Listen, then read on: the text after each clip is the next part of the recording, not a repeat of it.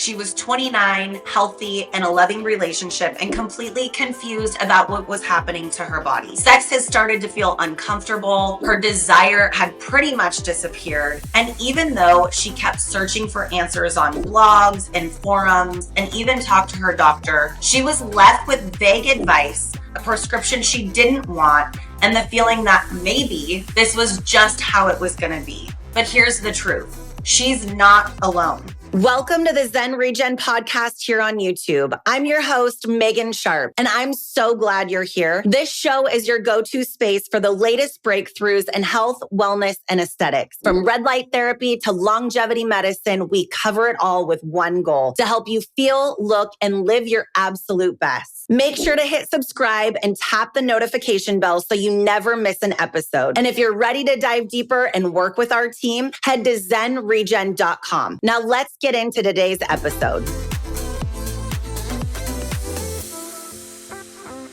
We hear this story so often. This is where we talk openly about topics like this. Today, we're digging into something that's hardly spoken about, even though it affects millions of women, and not just in menopause: sexual dysfunction in younger women. We're talking about low libido, painful sex, arousal issues, and the stories that we've been told that keep us quiet about this. I'm joined by Angela Barbuda, registered nurse at Zen ReGen. Angela has a background in labor and delivery where she guided women through some of the most intense, vulnerable, and transformative moments of their lives. Now she specializes in laser treatments and women's sexual health. She's worked with women at every stage, helping them reclaim confidence and pleasure. This is a judgment-free, shame-free zone where no matter if you're dealing with these issues yourself or just want better understanding about your body, keep listening. You're not the only one, and there are answers. Angela, I'm so excited to have you here. You've had such a powerful journey from labor and delivery to aesthetics and wellness. What drew you to this chapter in your career, especially focusing on women's sexual health? Megan, I'm so happy to be here as well. I will say first of all, my own experience has drawn me to women's sexual health. But I feel like it started as far back as I can remember when I became a nurse and I started working with women. I think a lot of women have the question of, is my vagina normal? And I feel like I wondered that, especially, when you're intimate with your partner. And the more I worked with women, the more I found out that I was not alone.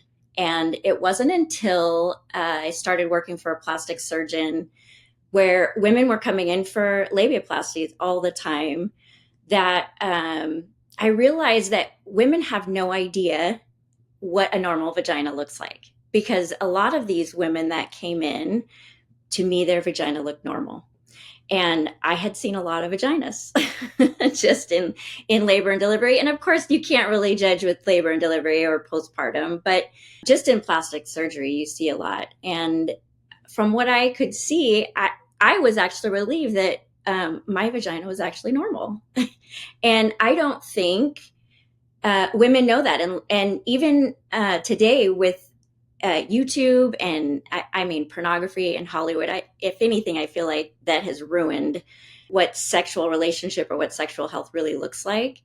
But with that those are not realistic views of what normal sex is or what the vagina actually looks like.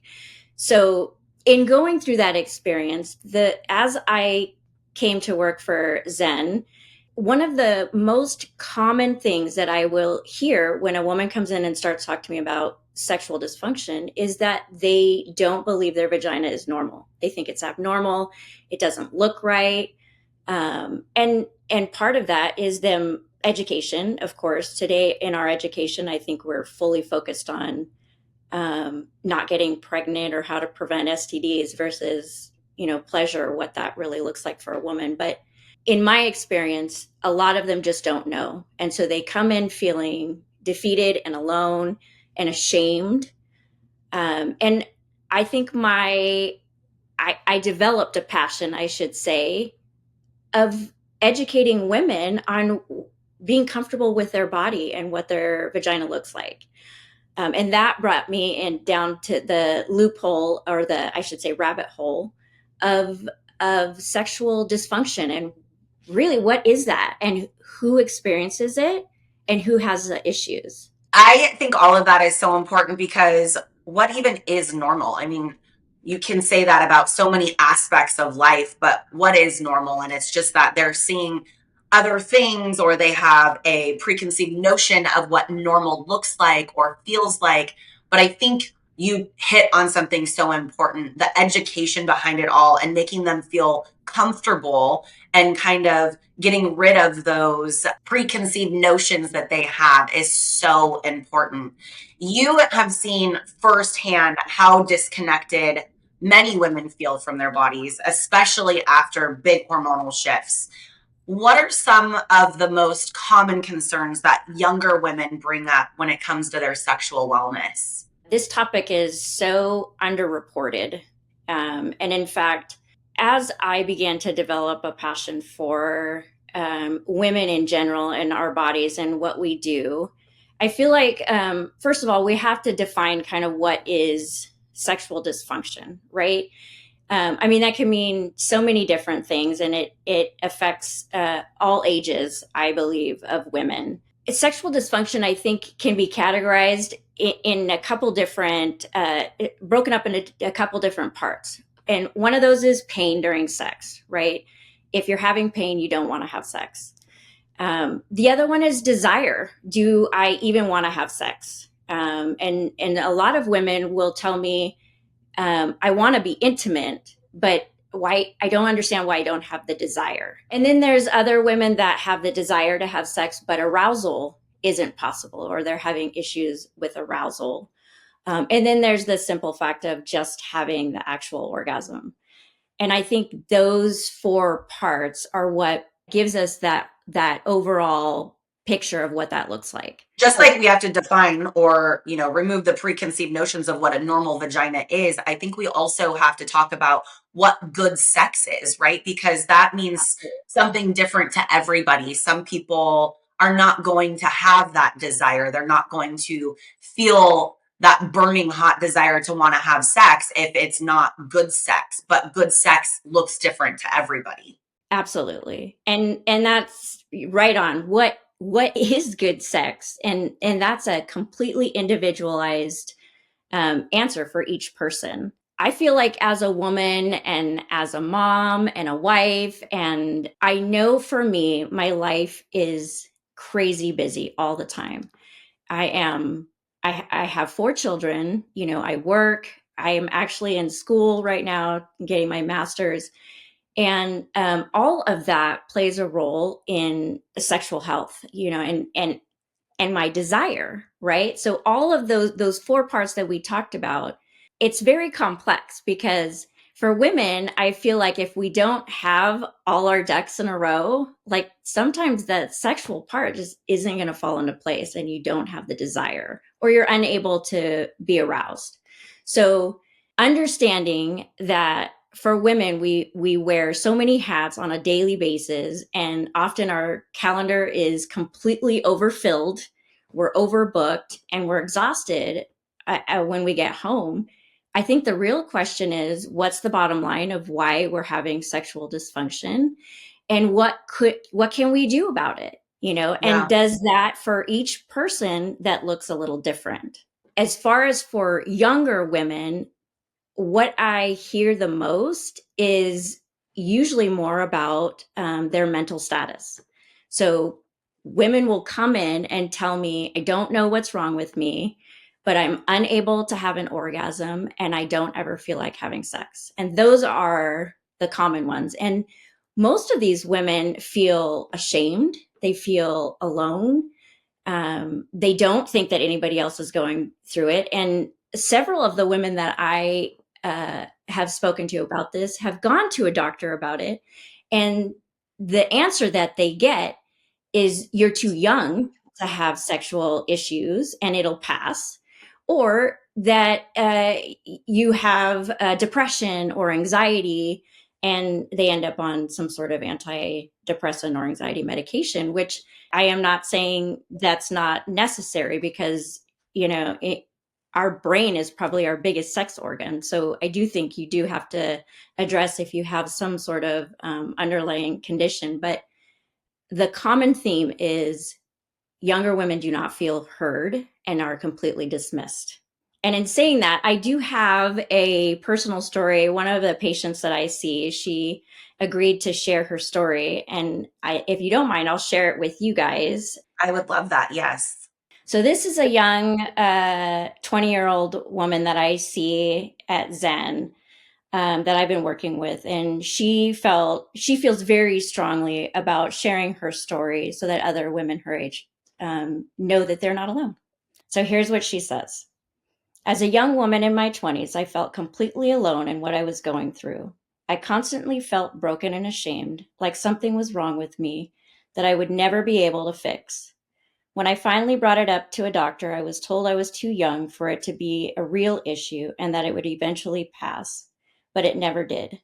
I tried everything I could, over-the-counter supplements, sexual wellness vitamins, even home remedies like okra water, but nothing helped. My symptoms began after being prescribed antidepressants as a teenager. Within months, my sexual drive disappeared completely. Even after stopping the medication and working on my emotional healing, my body still didn't respond. There was a disconnect between my brain and my body that I couldn't explain. I didn't know anyone else going through this, and I felt like I was just supposed to live with it. Recently, I began a treatment plan that includes laser vaginal rejuvenation and the O-shot. After just 2 treatments, I've already noticed some meaningful changes. Even though I've never been pregnant, I had been experiencing mild urinary incontinence, which is now almost completely resolved. I've also experienced increased natural lubrication. This is huge. While I still don't fully know what it means to feel normal or like myself in this area, I now have something I didn't have before: hope. Hope that I can finally discover what a healthy connection or healthy, connected sexual experience feels like. Hope that I can learn what it means to feel at home in my own body. More than anything, I feel like starting fresh. I'm learning to trust, enjoy, and appreciate my body in a way I never have before. And that hope has brought me some peace. I That love is that. such a powerful testimony. It And I is. cannot tell you how many women come into the office and feel broken and feel alone in that they've been dismissed by their physician, they've been dismissed by their friends because their friends don't understand, and they don't know who to turn to. And so her testimony is one of the reasons that I feel so passionate about educating women on what really is normal, what is sexual dysfunction, and where they can go to get help. Let's unpack that for a minute, because there's a few different components in there that I really think are important to talk about. The first one being that she was placed on antidepressants in her teen years. And obviously, there is a very important role that those play for individuals. One of the most commonly prescribed antidepressants are the SSRIs. Mm-hmm. What would you tell somebody that needs those, right? They're important for them, they need to be on them. What would you tell somebody? How do you work around that? There are many, many women that need to be on these medications. And first and foremost, do not just go and stop taking your medication. That is not what I'm saying at all. You need to consult with your doctor if you are on these medications, and ask about maybe an alternative. If you are having some sexual dysfunction, then this can be treated. It's just you have to ask, what are the other options? SSRIs is a very common antidepressant medication type, and that stands for selective serotonin reuptake inhibitors. So basically, it can raise your serotonin levels, which is good for mood stabilization and feeling happy. but it can also suppress dopamine, which is what goes towards your sexual desire. So sometimes with those medications, and everybody's different, so not everybody has that same experience. So it is important that if you are experiencing sexual dysfunction due to the medication, that you do go to your physician and ask them, hey, is there a different medication that I can try that maybe I won't have that side effect on? So I think it's really important for women to know that there are other options out there. And I think one of the things that stops them from talking to their doctor about it is that they don't realize they're not putting that correlation together. They're not realizing that their medication may be causing this sexual dysfunction. And so they don't even know to bring it up or address it with their doctor. So I love that you are recommending that if this is something that they're experiencing, that might not be the end all be all, that there might be other options out there. And hopefully they have a doctor that will take this seriously, knowing that it can be a side effect. The other Yes. piece to your story that I really want to touch on too is I can't remember where I saw it, but I read that nearly 30% of US women report pain during intercourse. And yet so many women think that that's just something that they have to deal with because they're told that it's normal, and it's not normal. It's common, but it's not normal, right? So, why do you think this is so under talked about? I think it goes back to education from the very beginning, when even in sexual education in school, what they talk about is purely about how to prevent pregnancy and STDs. And then I don't know about you, but I remember a lot. If my friends had sex, it was all about how painful the first time was. And I do think women feel like that might be normal. And so I think it's underreported, one, because the lack of education. I think it's underreported too, because women just don't know. They don't know what they don't know.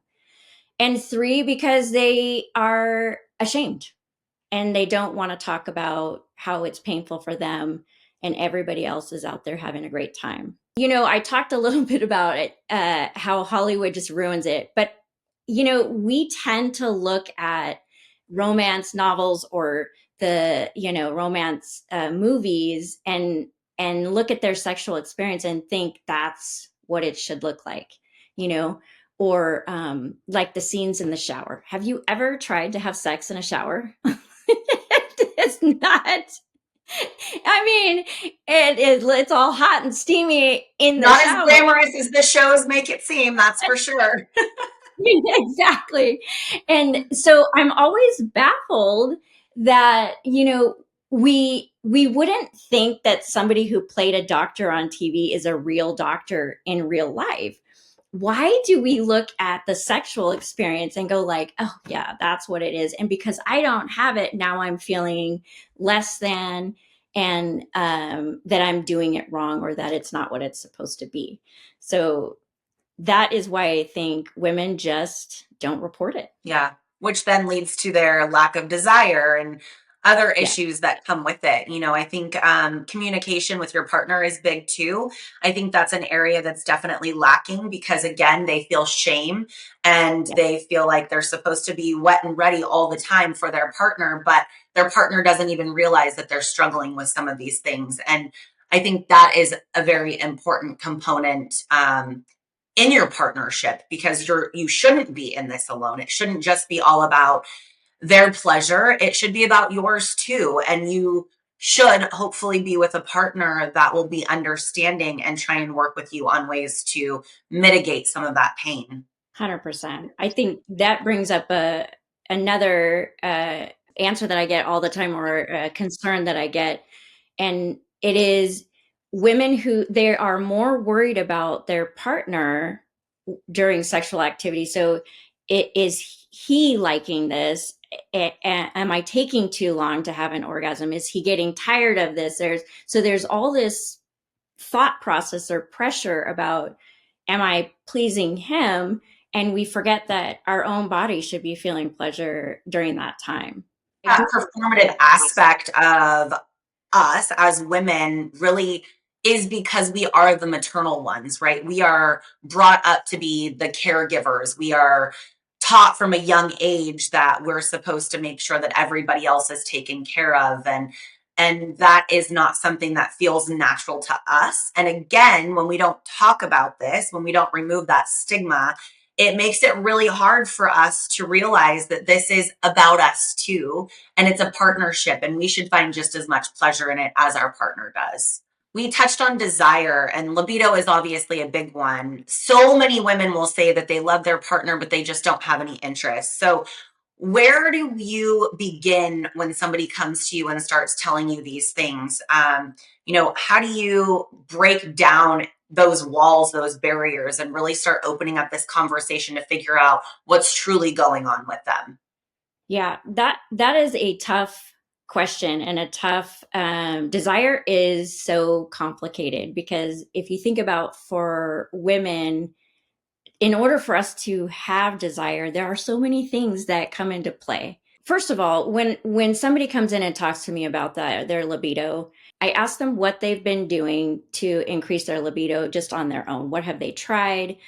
Are they communicating with their partner about it? I think to truly address this, you have to get a better picture, a full picture of what their lifestyle looks like as well.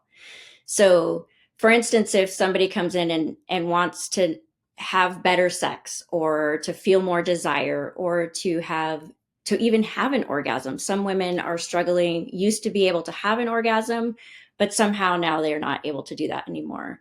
So part of that, I have to look at, are they on birth control? So birth control can play a role in our sexual desire. Anything that affects our hormones can play a role in our sexual dysfunction. So, and that doesn't mean that every birth control can do that. But as we discussed before, everybody is so different. So when when people come in and talk and say they are on birth control, then I'll often ask them, how does that work for them? How are they doing on that particular contraceptive? And if there are issues, there's so many out there that if you talk with your gynecologist, I'm sure she'd be willing to switch that around for you to address that. Now, that's just one part of it. The other part is, what does your daily life look like? I know we just discussed before about what my life looks like. It is busy. And as women, we tend to take on a lot of things. So for me, if I've had a particularly stressful day or just talked a lot, like in our profession or as a nurse, a lot of times I feel like a therapist and I love that. I love to connect with my patients. I love that they're willing to talk to me.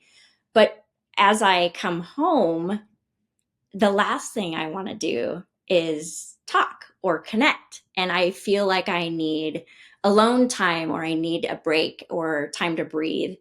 And I know a lot of women feel that way. So for me, I do have to have downtime in order to reconnect with my family, even not just with my spouse. I ask them if they're incorporating something like that or if they have a plan. Or do they do date night? Do they have these things? These are all part of, I believe, sexual wellness. And then the other thing is the actual physical part of it. So the physical part of it is basically, it's more like blood flow, right? So if you think about, there's two things in women that you need, in my opinion, and that is you need some blood flow in the vaginal area in order to have a good sexual experience.